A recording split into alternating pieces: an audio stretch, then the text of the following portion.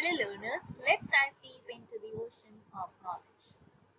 So now we are going to discuss about management and administration, and let's start discussing about this topic.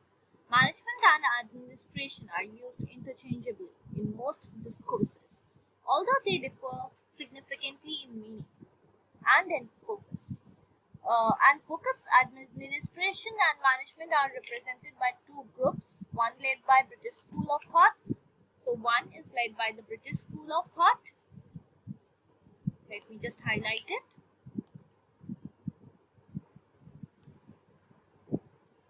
So one by the British School of Thought and other led by the American researchers. The British scholars argue that management is much wider compared to administration and usually related to the top management.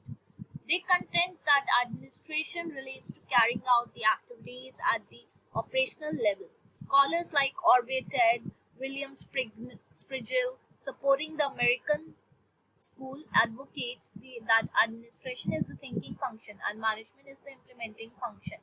The role of administration, according to them, is policy formulation, while the managers implement the policy and get involved in the day-to-day operations. The British School of Thought argues that management is superior to administration. The focus of administration is on the immediate problems, while management focuses on the long-term objectives. They maintain that management involves itself in the rule-making, rule enforcing, while administration engages itself with the situation on hand. According to them, management is a comprehensive concept and administration is a part of this. However, the contemporary thinking equates management and administration.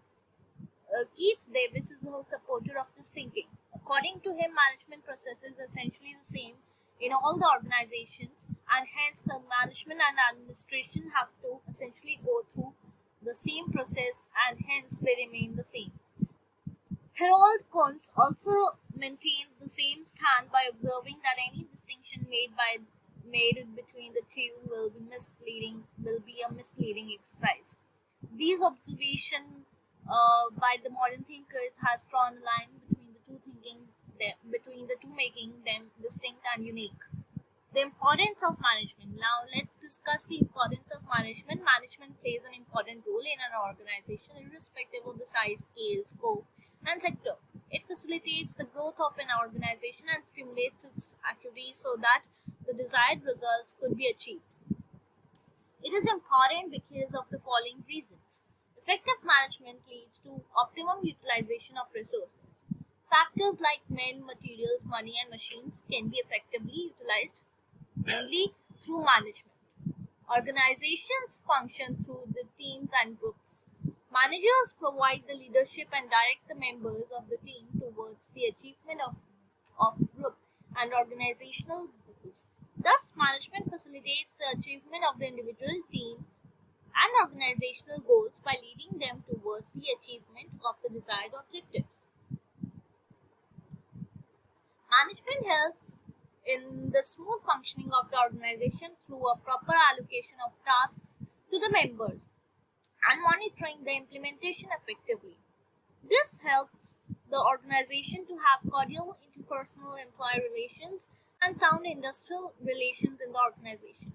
Organizations are influenced by numbers of internal or external challenges in the organizational environment. The planned activities might get displaced in the event of uncertainty and suddenness of change. Management monitors such changes in the environment and takes care of a planned activity by helping the employee to adapt to the changed situation. The recent adaptation to the changes at the workplace due to pandemic is an excellent example of such a situation. Management contributes significantly to an improvement in the standard of the organization. Successful managers innovate practices which leads to an improvement of individuals and organizational standards, thus facilitating the creation of best practices in the organization. For example, every year the list of most admired companies globally and most admired CEO serve as an example for the improvement in the standards of both the industry leaders and organization. Now, herein we get to see activity 2. Take the example of any successful organization in India, and reflect on how management contributes In the next session, we are going to discuss about functions of management.